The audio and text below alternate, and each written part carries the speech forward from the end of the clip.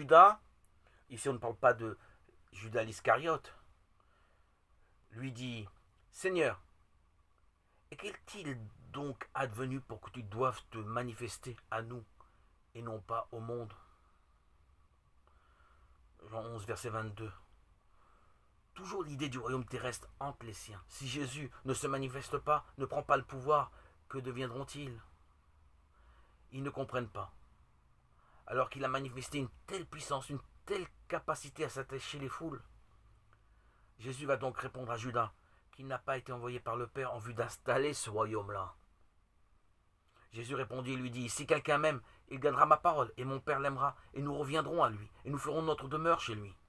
Celui qui ne m'aime pas ne garde pas mes paroles, et la parole que vous avez entendue n'est pas la mienne, mais celle du Père qui m'a envoyé. Pour Jésus, il s'agit du royaume intérieur, celui qui existe dans nos cœurs, si notre volonté et notre liberté sont en accord avec les paroles de Jésus, ces paroles qui ne sont pas les siennes. Les paroles que je vous dis, je ne les profère pas de moi-même. Le Père, demeurant en moi, accomplit ses œuvres. Croyez-moi, je suis en le Père et le Père est en moi. Ou du moins, croyez-le à cause des œuvres mêmes.